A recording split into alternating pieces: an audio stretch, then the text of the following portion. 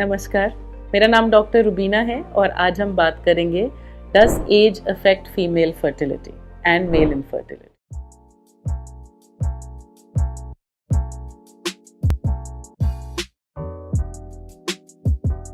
As एक बहुत important parameter है जब भी हम फर्टिलिटी के बारे में बात करते हैं। हमारे ग्रैंड पेरेंट्स, हमारे पेरेंट्स बहुत बार बोलते रहते हैं कि सबसे ज़्यादा इंसिस्ट वो इसीलिए करते हैं शादी के लिए कि बच्चे टाइम पर हो जाए। ऐसी उनको क्या इम्पॉर्टेंट बात पता है जो नई जनरेशन को शायद नहीं पता है, वो ये है एज के साथ फर्टिलिटी डाउन आती रहती है, तो बेबी कंसीव करने में कई बारी प्रॉब्लम्स हो सकती है। नाउ फीमेल्स में जो आइडियल एज है वो है बिटवीन 25 to 30।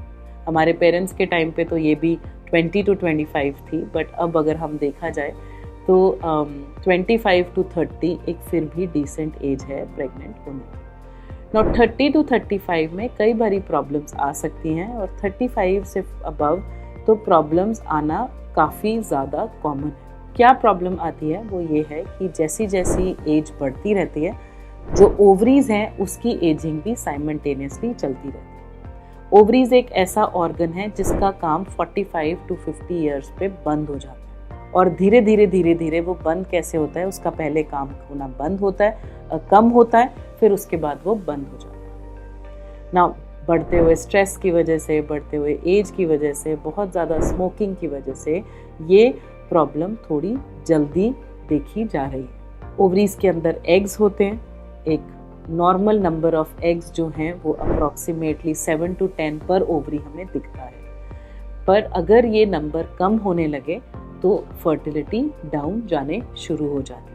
एज के साथ क्वालिटी ऑफ एग जो है वो भी हैम्पर होता है, जिसकी वजह से chances of miscarriages, chances of abnormality in the baby ये भी थोड़ी सी हायर साइड पर ही रहता है। तो जो राइट एज है वो प्रेग्नेंट होने की वो है बिटवीन 25 to 30।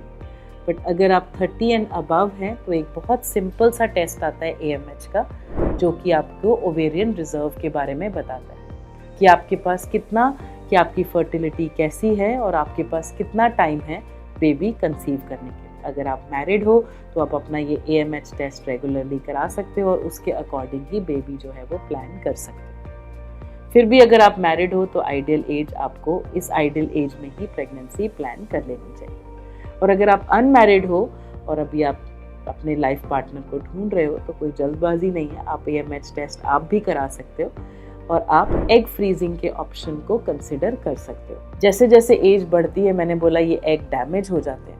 अगर आपकी एज बढ़ रही है और आप बेबी प्लान नहीं कर सकते अभी, तो आप इन एग्स को सेव भी करके रख सकते हो। आप इन एग्स को फ्रीज करा के रख सकते हो। बहुत सारे सेलिब्रिटीज़ में आपने सुना होगा कि एग फ्रीजिंग करवा के बेबी प्लान किया।